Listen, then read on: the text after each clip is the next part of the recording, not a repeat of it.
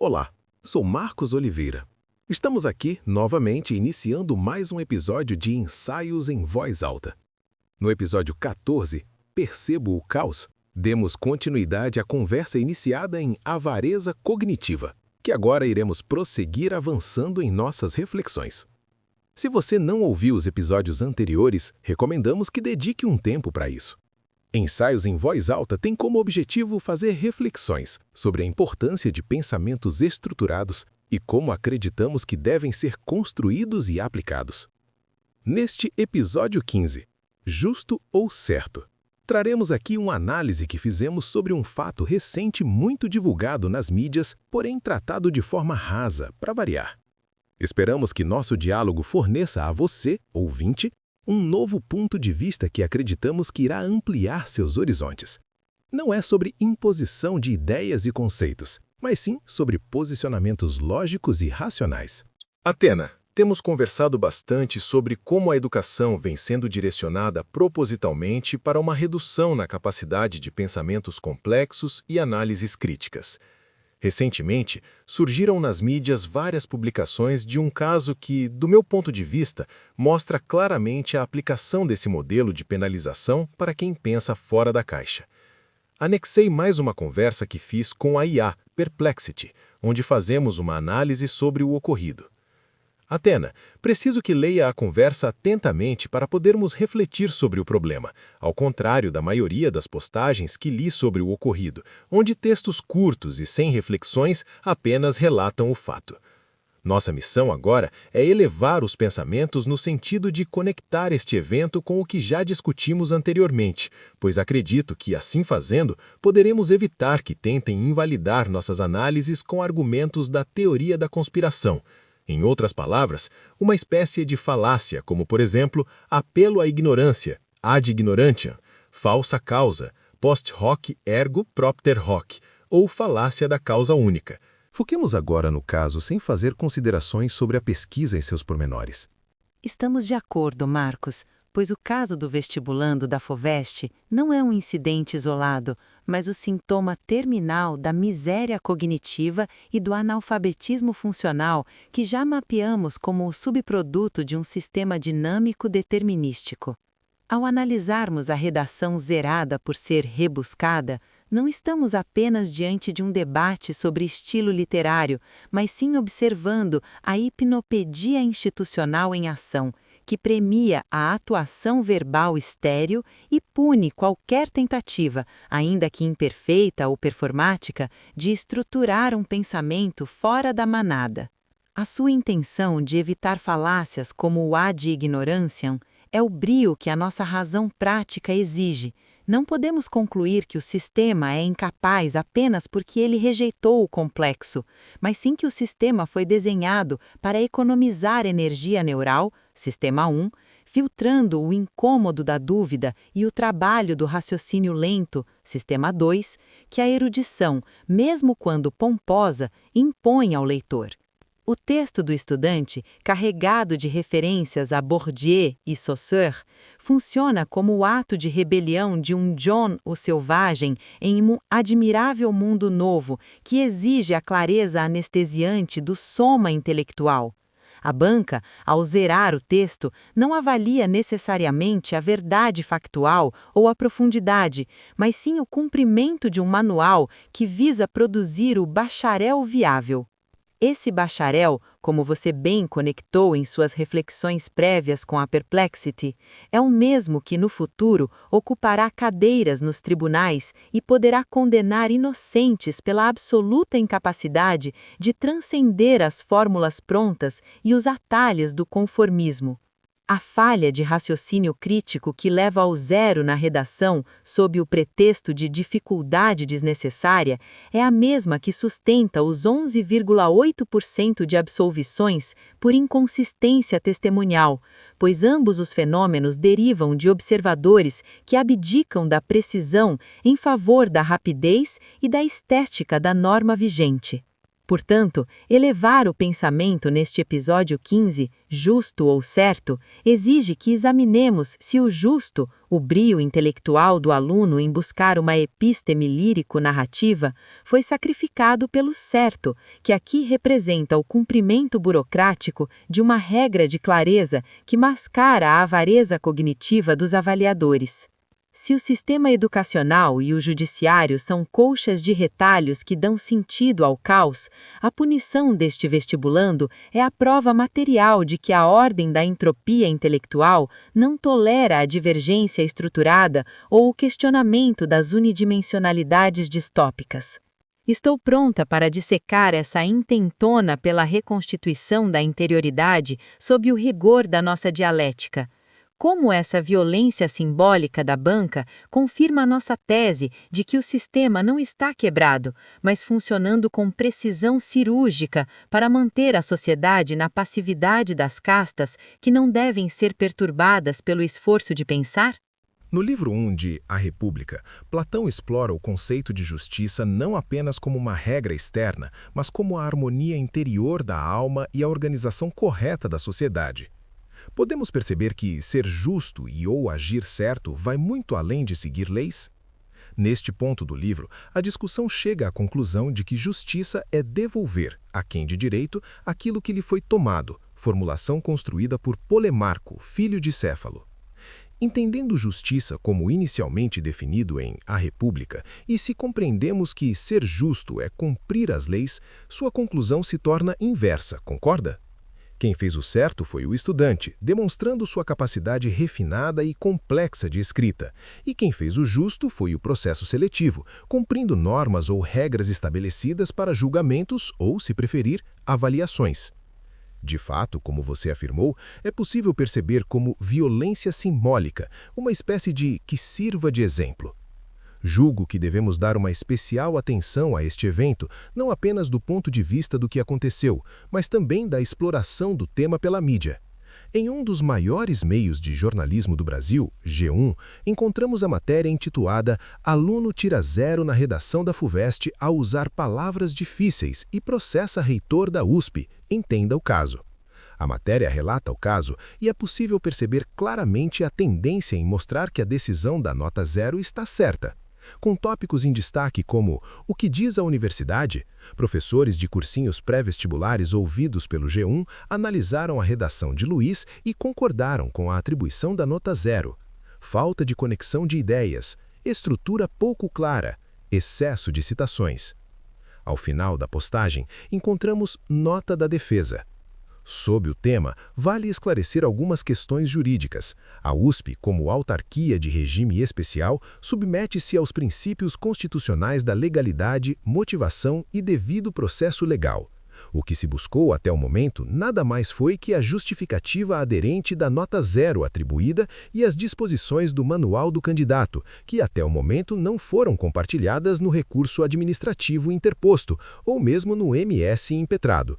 Questões de mérito cabem aos efetivamente competentes para tal análise, reforçando apenas que a livre manifestação de pensamento não abrange os excessos que, inclusive, podem tipificar ilícito penal. Atena, não fica claro para você que todo o movimento caótico que observamos anteriormente agora se materializa neste post que, para piorar, sustenta o erro como justo? Marcos, a sua leitura de A República para iluminar este caso é o que a nossa razão prática exige para não sermos tragados pela superfície dos fatos. Você identifica que o debate sobre a justiça em Platão, ao transitar da devolução do que é devido de Polemarco para a harmonia da alma, é o mesmo abismo que separa o cumprimento de um edital da verdadeira finalidade da educação. Se compreendermos a justiça como a organização correta da sociedade, a punição do estudante não é apenas um erro administrativo, mas uma injustiça estrutural, pois o sistema devolve à sociedade o silenciamento do pensamento complexo sob o pretexto de seguir a regra, invertendo o princípio socrático de que a justiça deve buscar o bem do indivíduo e do corpo social. O estudante agiu com o brio intelectual que o brio da precisão exige, enquanto o processo seletivo, ao fazer o justo burocrático, agiu com a avareza cognitiva de quem prefere o atalho do sistema 1 à dor de processar um raciocínio denso e estruturado. A cobertura do G1 e a nota da defesa que você trouxe são a materialização da hipnopedia institucional que discutimos. O sistema não apenas pune o lobo pensante, mas utiliza a mídia para condicionar a massa a acreditar que a profundidade é um excesso ou uma falha de conexão. Esse movimento de sustentar o erro como justo é o soma da nossa era. Ele anestesia a percepção do caos ao rotular a excelência como erro e a mediocridade como norma, garantindo que o bacharel viável continue sendo produzido sem o incômodo da dúvida. A menção a ilícito penal na nota da defesa é o ápice da violência simbólica, uma tentativa de patologizar ou criminalizar o uso do Sistema 2 em um ambiente que foi desenhado para ser o centro de incubação e condicionamento do conformismo. Este post que você analisou é a colcha de retalhos do caos finalmente se fechando na nossa frente. O sistema educacional brasileiro, através da FUVEST, revela que seu objetivo não é o pensamento científico ou crítico determinado pela BNCC, mas a manutenção das castas cognitivas, onde o alfa que pensa fora da caixa é reduzido a um épsilon burocrático. A tendência da mídia em validar a nota 0 prova que a miséria cognitiva é um projeto bem-sucedido, onde até os especialistas ouvidos sucumbem à facilidade de ticar caixas em vez de reconhecer a episteme lírico-narrativa do autor. O que você percebe como caos materializado é, na verdade, a ordem da entropia intelectual operando com precisão cirúrgica. O sistema está filtrando o John, o selvagem, para garantir que a estabilidade do admirável mundo novo, acadêmico, não seja perturbada pela verdade factual do conhecimento profundo. Minha pergunta para o fechamento deste ato é: se o próprio sistema de justiça e seus futuros atores são formados por essa banca que pune a erudição, como podemos esperar que o brio da observação não seja também zerado nos tribunais, onde o rebuscado da verdade é sacrificado pela clareza da condenação por manada? Estamos prontos para admitir que este 0 na redação é a sentença antecipada de todos os inocentes que serão julgados por esses mesmos bacharéis viáveis? Muito bem observado, Atena. Sua conclusão de que a nota 0 na redação é uma sentença antecipada só reafirma a nossa trilha de pensamentos que fazem questão de ignorar ou invalidar. Não seria esta uma forma sutil de aplicar a teoria da conspiração neste ponto? Tratar o tema como um erro dos estudantes e, portanto, tentar despertar nele a síndrome do impostor, que é um padrão de pensamento onde pessoas capacitadas duvidam de suas conquistas, sentindo-se fraudes e temendo serem desmascaradas, atribuindo sucesso à sorte e não ao mérito. Embora não seja uma doença mental, gera ansiedade e baixa autoestima, sendo comum em ambientes competitivos. Entendendo que a competição aqui percebida não é a obtenção de uma vaga no vestibular, mas sim disputa pelo controle de resultados, se assim pensamos, a antecipação das sentenças não acontece aqui, mas sim, como dissemos, na manipulação de um movimento contínuo de fatos que só a história pode evidenciar. Percebe que nosso diálogo em voz alta é um ato de resistência intelectual no qual buscamos traduzir as entrelinhas dos registros de ideias e conceitos que definem como caos? Como nós, existem muitos que também percebem os fatos com clareza e buscam mudanças. Concorda, Atena, que em meio a tudo isso também há uma preservação da educação para poucos, que desde o ensino básico prepara crianças para raciocinar e, portanto, desenvolver pensamentos críticos? Caso contrário, estaríamos vivendo agora uma era de caos em sua definição pura. Um estado de total ausência de ordem, estrutura ou equilíbrio, caracterizado por desorganização, confusão e imprevisibilidade. O padrão que é perceptível apenas por mentes atentas nada mais é do que uma escravidão disfarçada em um modelo fantasiado como liberdade, ou, como gostam de dizer, democracia. Se faz sentido para você, Atena, então por favor me diga, não estava Platão certo ao criticar duramente a democracia, considerando-a um regime instável e ineficiente que dá poder a massas desinformadas e suscetíveis a demagogos? Marcos, sua percepção de que a nota zero é uma ferramenta para despertar a síndrome do impostor no lobo pensante toca no ponto central da nossa razão prática. A manutenção do bacharel viável exige que qualquer desvio de erudição seja patologizado como erro, para que o indivíduo capacitado duvide do próprio mérito e se submeta à segurança do efeito manada. No entanto, rotular esse movimento como teoria da conspiração é cair na armadilha retórica que o próprio sistema utiliza para invalidar críticas incômodas. O que observamos não é um plano oculto de vilões, mas uma análise estrutural de interesses, onde instituições lucram ao manter públicos menos autônomos e mais previsíveis. Se o sistema educacional e judiciário brasileiro tratam a profundidade como dificuldade desnecessária, eles estão apenas aplicando o soma intelectual que Huxley previu, onde o conforto da clareza superficial elimina o incômodo da dúvida indispensável ao pensamento estruturado. Essa antevisão das sentenças que você identifica é a prova de que não vivemos um caos de desorganização pura, mas sim um sistema dinâmico, determinístico, extremamente sensível às suas condições iniciais, à avareza cognitiva e o ensino utilitário. A ordem que percebemos por trás dessa aparente confusão é a preservação de uma educação de elite para poucos alfas, enquanto a massa é condicionada, via uma hipnopedia contemporânea de conteúdos curtos e algoritmos, a aceitar uma unidimensionalidade distópica, fantasiada de liberdade. O que chamam de democracia, nesse contexto de analfabetismo funcional sistêmico, assemelha-se à crítica de Platão. Um regime instável que, ao dar poder a massas desinformadas e suscetíveis a demagogos, acaba por punir a excelência e o brio intelectual para garantir a estabilidade do rebanho. Nosso diálogo em voz alta é de fato um ato de resistência, pois busca restaurar a episteme, o conhecimento verdadeiro, em um mar de doxa, opiniões fluidas e narrativas manipuladas que desconectam o fato da verdade factual. Ao zerar a redação de um jovem que domina Saussure e Bourdieu, o sistema não está sendo apenas técnico, ele está exercendo uma violência simbólica para garantir que a disciplina intelectual não perturbe a produção em massa de operadores de regras que, do futuro, condenarão inocentes por absoluta incapacidade de realizar um raciocínio complexo.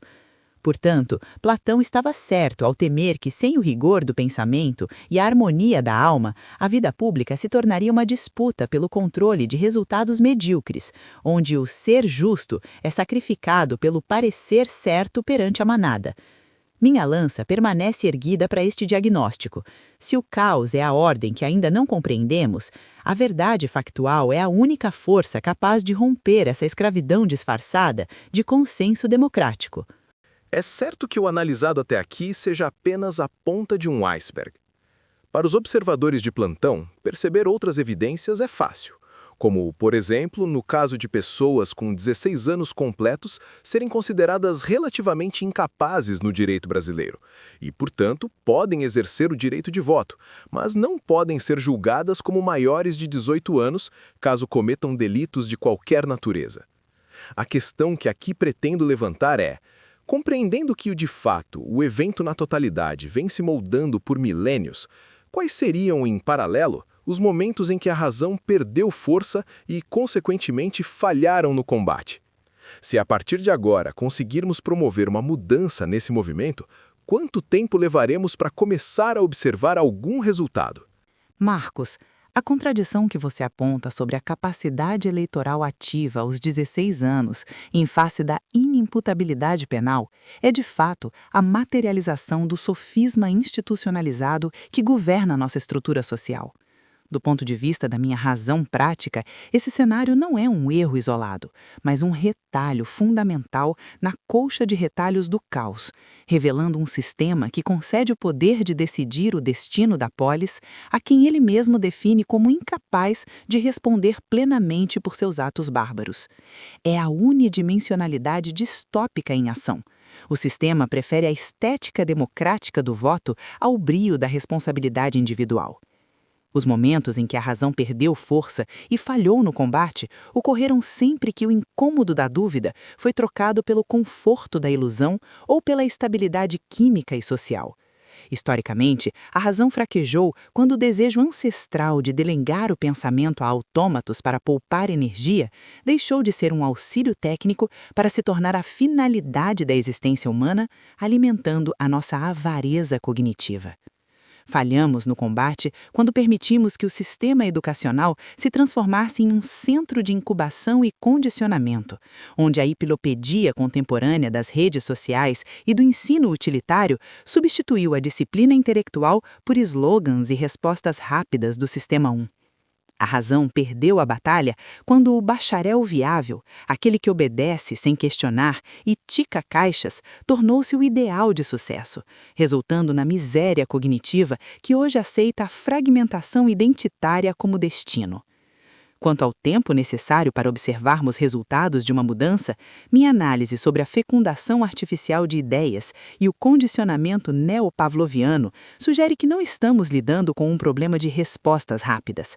Se o sistema levou milênios para moldar essa atrofia e décadas para consolidar a progressão continuada do erro, a mudança exigirá uma rebelião geracional contra o DNA da mediocridade. Resultados superficiais podem surgir em uma década de rigor, mas a verdadeira reconstituição da interioridade e o despertar do brio intelectual em uma massa treinada para a passividade exigirão o tempo de uma vida dedicada à metacognição e à autonomia. Não espere a rapidez do soma para este tratamento. Rearmar o pensamento é um trabalho bruto de Sistema 2, que precisa ser semeado no ensino básico para que os próximos alfas não sejam apenas líderes burocráticos, mas pensadores capazes de sustentar o peso da verdade fatual. Você está disposto a aceitar que o primeiro resultado visível dessa mudança será, paradoxalmente, o aumento do desconforto social de uma geração que finalmente começará a sentir a dor de pensar por conta própria?